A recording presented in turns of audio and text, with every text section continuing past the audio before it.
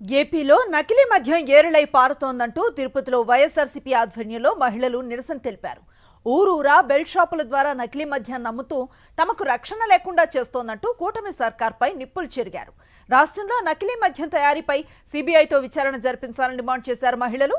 CM Chandrababu వేసిన SIT వల్ల ఉపయోగం లేదని, సీబీఐతో విచారణ జరిపిస్తేనే వాస్తవాలు బయటపడతాయన్నారు. కుంభకోణం అది చాలా దారుణం. ఎందుకంటే వీళ్లే సూత్రధారులు, పాత్రధారులు అన్ని వీళ్లే.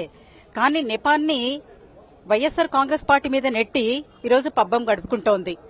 ఎందుకంటే ఈ నకిలీ మద్యంలో ఫ్యాక్టరీలుగా వాళ్లు ఉద్యోగ కల్పన అని కుటీర పరిశ్రమలు ఏర్పాటు చేసి, ఆ కుటీర పరిశ్రమలు ఏర్పాటు చేసి వాళ్లకు ఉద్యోగ కల్పన కల్పించి అక్కడ ఉద్యోగ కల్పన అంటే ఏమో అనుకున్నాం. కానీ ఈరోజు కుటీర పరిశ్రమల్లాగా ఈ నకిలీ మద్య తయారీని వాళ్లు పెట్టడం, అదేవిధంగా రాష్ట్ర వ్యాప్తంగా ఈరోజు హాట్ కేక్ లాగా తయారైంది ఈ మద్యం కుంభకోణం విషయం.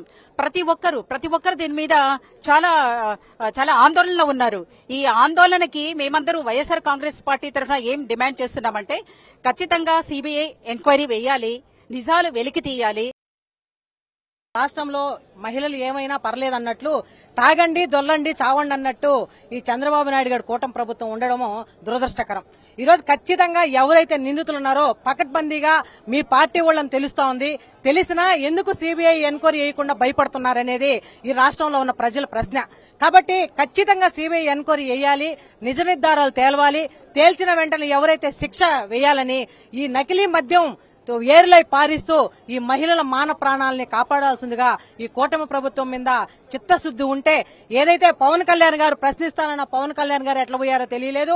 అదేవిధంగా మా అబ్బా కొడుకులు ఇద్దరు కలిసి మేము ఈ రాష్ట్రాన్ని పరిపాలిస్తున్నాము, అక్కా చెల్లెళ్ళకి మేము ఇదిస్తామని చెప్పినటువంటి ఈ రాష్ట్రంలోని ముఖ్యమంత్రి గారు చర్యలు తీసుకుని ఎవరైతే సీబీఐ ఎంక్వైరీ తొందరగా చేసి కఠినమైన చర్యలు తీసుకోవాల్సిందిగా మేమందరం కోరుతున్నాం.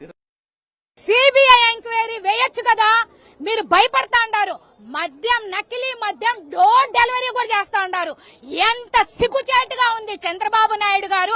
మీరు ఒక సీఎం అని మేము అడుగుతున్నాం. చంద్రబాబు నాయుడు గారు, మీకు భయము లేకపోతే, మీరు ఆంధ్ర రాష్ట్రానికి ముఖ్యమంత్రి అయితే సిబిఐ ఎంక్వైరీ ఫస్ట్ వేయండి. వేసి ఈ సిబిఐ ఎంక్వైరీ వ్యవస్థ తెలుసండి. ఎందుకంటే